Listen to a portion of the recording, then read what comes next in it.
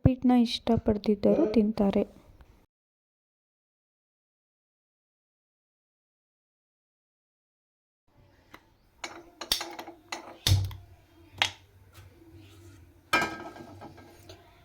First ರವೆನ ಹುರ್ಕೋಬೇಕು ತುಂಬ ಚೆನ್ನಾಗಿ. ಅದಕ್ಕೆ ಕಡಾಯಿ ಇಟ್ಕೊಂಡಿದ್ದೀನಿ ರವೆ ಹುರ್ಕೊಳ್ಳೋದಕ್ಕೆ. ಇಲ್ಲಿ ರವೆನ ಹಾಕ್ಕೊಂಡು ಗೋಲ್ಡನ್ ಬ್ರೌನ್ ಕಲರ್ ಬರೋವರೆಗೂ ಒಂದು ಸ್ವಲ್ಪ ಹುರ್ಕೋಬೇಕು ನೀಟಾಗಿ. ಇದಕ್ಕೆ ನಾವು ಆಯಿಲ್ ಆಯಿತು ತುಪ್ಪ ಆಯಿತು ಹಾಕ್ಕೋಬೋದು, ಬಟ್ ನಾನು ಏನೂ ಹಾಕ್ತಾಯಿಲ್ಲ.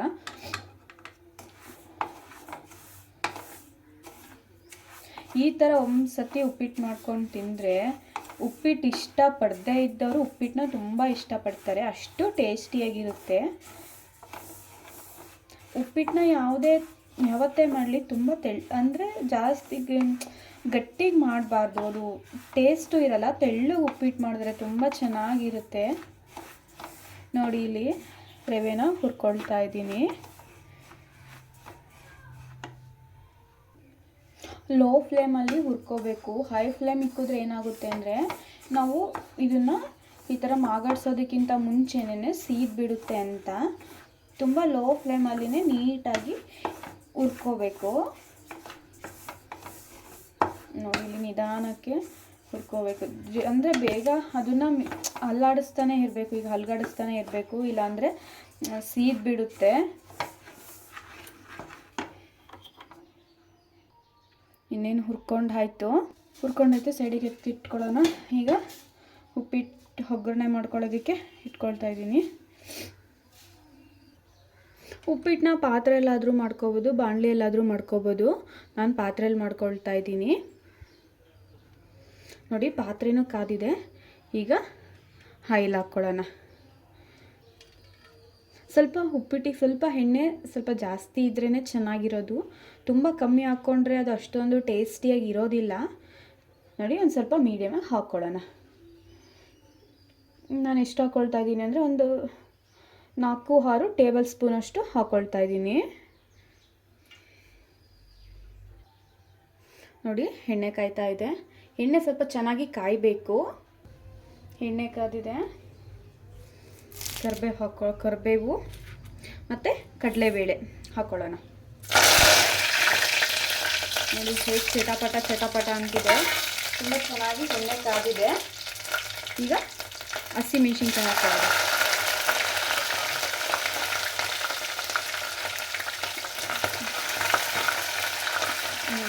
ಹಸಿಮೆಣಸಿನ್ಕಾಯಿ ಹಾಕ್ಕೊಂಡಾಯ್ತು.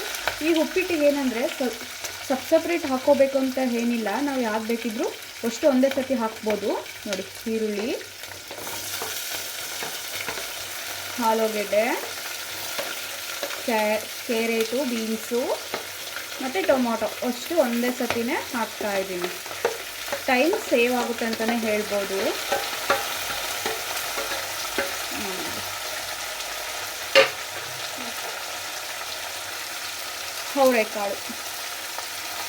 ಅವರೆಕಾಳಿತ್ತು ಸ್ವಲ್ಪ ನಮ್ಮ ತೋಟದನ್ನೇ ಹಾಕ್ಕೊಳ್ತೀನಿ. ನೋಡಿ ಈಗ ಇದನ್ನೆಲ್ಲ ನೀಟಾಗಿ ಮಿಕ್ಸ್ ಮಾಡ್ಕೊಳ್ಳೋಣ.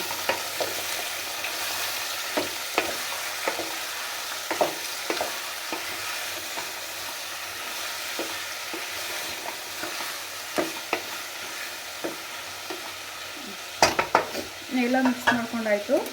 ಉಪ್ಪು ಹಾಕ್ಕೊಳ್ಳೋಣ ರುಚಿಗೆ ತಕ್ಕಷ್ಟು. ಈಗ ಫಸ್ಟ್ಗೆ ತರಕಾರಿ ಹಾಕಿದ ತಕ್ಷಣ ಉಪ್ಪು ಹಾಕ್ಕೊಂಡ್ರೆ ತರಕಾರಿನೂ ಚೆನ್ನಾಗಿ ಬೇಗ ಬೇಯುತ್ತೆ ಅಂತ. ನೋಡಿ ಉಪ್ಪು ಹಾಕ್ಕೊಂಡಿದ್ದಾಯಿತು. ಮತ್ತು ಇದನ್ನೆಲ್ಲ ನೀಟಾಗಿ ಮಿಕ್ಸ್ ಮಾಡ್ಕೊಳ್ಳೋಣ. ಉಪ್ಪು ಮತ್ತು ತರಕಾರಿ ಎಲ್ಲ ನೀಟಾಗಿ ಮಿಕ್ಸ್ ಮಾಡಿಕೊಂಡ್ರೆ ಬೇಗ ತರಕಾರಿ ಎಲ್ಲ ಬೇಯುತ್ತೆ. ಯಾವುದೇ ಅಡುಗೆ ಮಾಡಲಿ ಫಸ್ಟು ತರಕಾರಿ ಏನಾದರೂ ಸಾಂಬಾರು ಏನಾದರೂ ಮಾಡೋ ಹೋಗಿದ್ರೆ ತರಕಾರಿ ಹಾಕಿದ ತಕ್ಷಣ ಉಪ್ಪು ಹಾಕ್ಕೊಂಡ್ರೆ ಬೇಗ ತರಕಾರಿ ಎಲ್ಲ ಚೆನ್ನಾಗಿ ಬೇಯಿಸ್ಕೊಳ್ಳುತ್ತೆ. ಇನ್ನೇನು ಆಯಿತು. ಒಂದು ಪ್ಲೇಟ್ನ ಮುಚ್ಚೋಣ ಒಂದು 5 ಸೆಕೆಂಡ್ಸ್.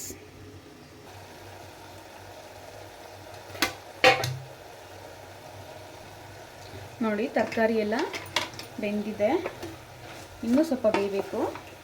ಜಸ್ಟ್ ಅದಕ್ಕೆ ಇನ್ನೊಂದು 5 ಸೆಕೆಂಡ್ಸ್ ಬಿಡೋಣ ಅಂತ. ಈ ಥರ ಉಪ್ಪಿಟ್ಟು ಮಾಡಿದ್ರೆ ಉಪ್ಪಿಟ್ಟು ಇಷ್ಟಪಡ್ದಿದ್ದವರು ತುಂಬ ಚೆನ್ನಾಗಿ ಉಪ್ಪಿಟ್ಟು ತಿಂತಾರೆ ಅಂತಲೇ 1 ಸ್ಪೂನ್ ತಿನ್ನೋ ಜೊತೆ 2 ಸ್ಪೂನ್ ತಿಂತಾರೆ ಎಕ್ಸ್ಟ್ರಾ ಅಂತಲೇ ಹೇಳ್ಬೋದು. ನೋಡಿ ಇಷ್ಟು ಚೆನ್ನಾಗಿ ಬರುತ್ತೆ. ಇದಕ್ಕೆ ಕೊತ್ತಂಬರಿ ಸೊಪ್ಪು ಆ್ಯಡ್ ಮಾಡ್ಕೊಳ್ಳಿ. ನನ್ನ ಮನೆ ಕೊತ್ತಂಬರಿ ಸೊಪ್ಪಿಲ್ಲ, ಖಾಲಿಯಾಗಿದೆ, ಹಾಗಾಗಿ ಕೊತ್ತಂಬರಿ ಸೊಪ್ಪು ಹಾಕ್ತಾಯಿಲ್ಲ. ಕೊತ್ತಂಬರಿ ಸೊಪ್ಪು ಹಾಕಿದ್ರೆ ಇನ್ನೂ ಟೇಸ್ಟ್ ಇನ್ನೂ ತುಂಬ ಚೆನ್ನಾಗಿರುತ್ತೆ. ಆದಷ್ಟು ಉಪ್ಪಿಟ್ಟನ್ನ ತೆಳ್ಳಗೆ ಮಾಡ್ಕೊಳ್ಳೋದಕ್ಕೆ ಟ್ರೈ ಮಾಡಿ.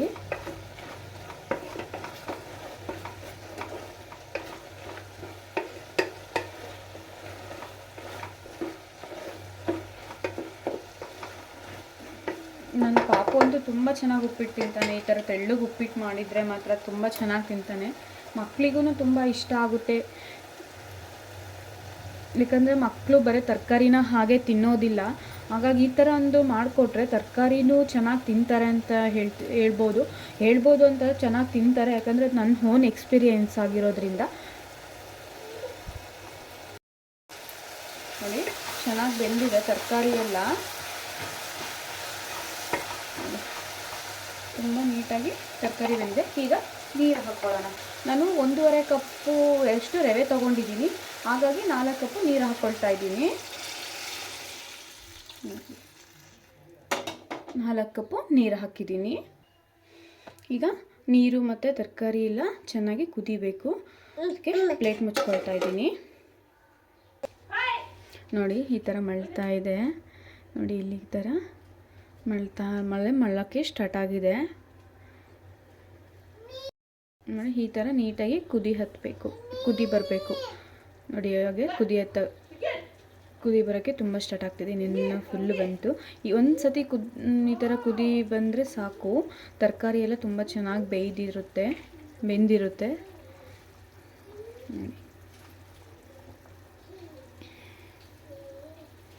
ಈ ಸತಿ ಒಂದು ಸತಿ ಈ ಥರ ಕುದಿ ಬಂದರೆ ಆಮೇಲೆ ನಾವು ಆರಾಮಾಗಿ ರವೆ ಹಾಕ್ಕೋಬೋದು. ಅಂದರೆ ನಾನೊಂದು 2 ಸತಿ 3 ಸತಿ ಬರಲಿ ಅಂತ ಸುಮ್ಮನೆ ಇದ್ದೀನಿ. ಈ ಥರ ಕುದಿ ಬಂದಷ್ಟು ತರಕಾರಿ ಎಲ್ಲ ತುಂಬ ಚೆನ್ನಾಗಿ ಬೇಯ್ದಿರುತ್ತೆ, ತುಂಬ ಟೇಸ್ಟಿಯಾಗಿರುತ್ತೆ.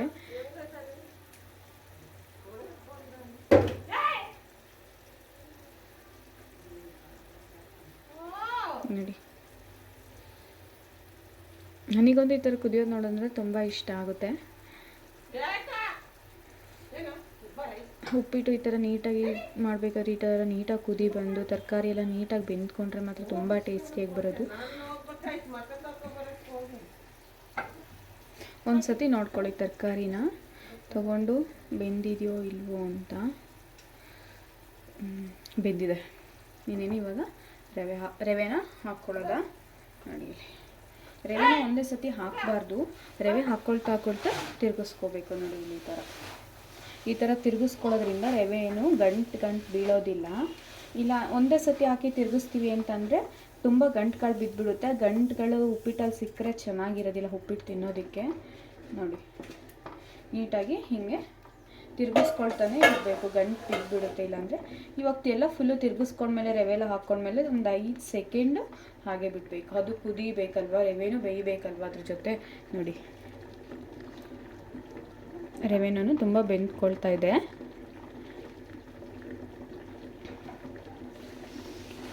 ಉಪ್ಪಿಟ್ಟಲ್ಲಿ ಗಂಟು ಸಿಕ್ಕರೆ ಅಷ್ಟೊಂದು ಟೇಸ್ಟಿನೂ ಇರಲ್ಲ, ಅಷ್ಟೊಂದು ಚೆನ್ನಾಗೂ ಇರೋದಿಲ್ಲ.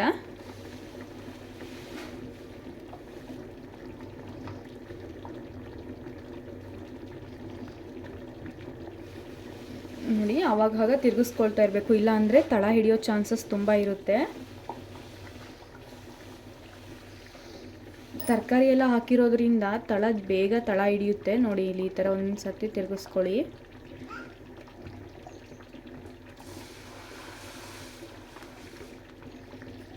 ಒಮ್ಮೆ ಒಂದು 5 ಸೆಕೆಂಡ್ಸು ಪ್ಲೇಟ್ ಮುಚ್ಚಿಬಿಡಿ. ಅದು ಕುದಿಯೋದೆಲ್ಲ ಮತ್ತೆ ಕೆಳಗಡೆ ಸಿಡಿದ್ಬಿಡುತ್ತೆ. ನಮಗೂ ಸಿಡಿಯೋ ಚಾನ್ಸಸ್ ತುಂಬ ಇರುತ್ತೆ. ಯಾಕಂದರೆ ನಾನು ಸುಮಾರು ಸತಿ ಸಿಡಿಸ್ಕೊಂಡಿದ್ದೀನಿ ಆ ಥರ ಕುದಿನ.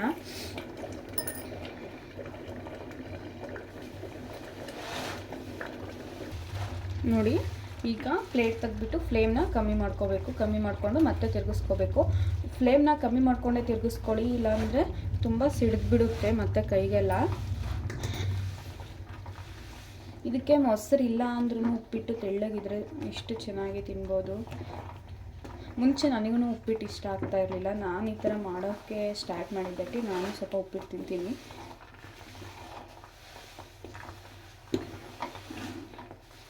ಎಷ್ಟು ತೆಳ್ಳಗೆ ಎಷ್ಟು ಚೆನ್ನಾಗಿ ಉಪ್ಪಿಟ್ಟು ಬಂದಿದೆ.